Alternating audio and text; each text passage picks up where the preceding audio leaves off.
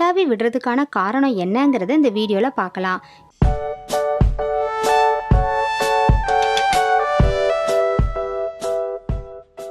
இருமல் தும்மல் மாதிரி கொட்டாவியும் ஒரு உடலியல் நிகழ்வு தான்.